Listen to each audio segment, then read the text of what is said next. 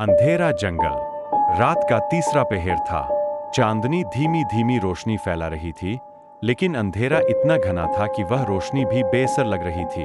अमित और उसके दोस्त एक पुराने जंगल के रास्ते से गुजर रहे थे, जो गांव से दूर था। यह जंगल अपने रहस्यमयी और डरावने किस्सों के लिए था।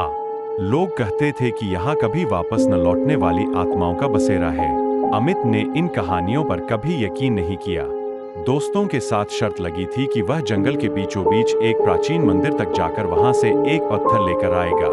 सबने उसे यह शर्त मजाक में ली थी, लेकिन अमित इसे साबित करने के लिए तैयार था। उसका आत्मविश्वास उसके डर पर भारी पड़ रहा था। जंगल में कदम रखते ही उसे अजीब सी ठंडक महसूस हुई। पेड़ों की शाखाएं ऐसे झूल रही थीं जैसे किसी अनदेखी शक्ति ने उन्हें हिला दिया हो। हवा में कुछ ऐसा था जो उसे बेचैन कर रहा था, पर वह अपने दोस्तों को दिखाने के लिए खुद को मजबूत दिखा रहा था। कुछ दूर चलते ही अमित को पैरों के नीचे सूखे पत्तों की चरमराहट सुनाई दी, लेकिन उसके पैरों की आवाज से कुछ अलग, जैसे कोई उसका पीछा कर रहा हो। उसने चारों ओर देखा, लेकिन कुछ नहीं था। उसने इसे अपना वहम मान लिया और आगे बढ़ा। जंगल की गहराई में घुसते ही उसे मंदिर का धुंधला आकार नजर आया। वह जैसे ही मंदिर के करीब पहुंचा, अचानक हवा पूरी तरह से शांत हो गई। पेड़ स्थिर हो गए और जंगल में एक अजीब सा सन्नाटा छा गया। ऐसा लगा जैसे पूरा जंगल सांस रोककर कुछ देखने का इंतजार कर रहा हो। अमित ने मंदिर के भीतर कदम रखा। वहां अजीबोगरीब चित्र और मूर्तियां थीं, जो समय के साथ धुंधली हो गई थीं। उसके कदमों की आवाज गूंज रही थी, और हर गूंज के साथ उसे महसूस हो रहा था कि वह अकेला नहीं है।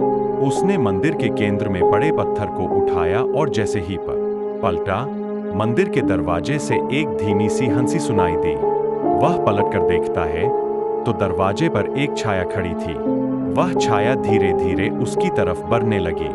अमित की सांसें तेज हो गईं, उसके पैर कांपने लगे। उसने भागने की कोशिश की, लेकिन उसके पैर जैसे जमीन से चिपक गए थे। छाया अब उसके बेहद करीब थी।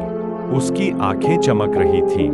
अमित ने जोर से चिल्लाया, लेकिन उसकी आवाज बाहर नहीं निकल रही थी। छाया ने धीरे से उसके कान में कहा, यह जंगल तेरा नहीं, अब तू कभी वापस नहीं जाएगा। सुबह होने पर अमित के दोस्त उसे ढूंढने जंगल गए। वह मंदिर के पास बेहोश पड़ा था।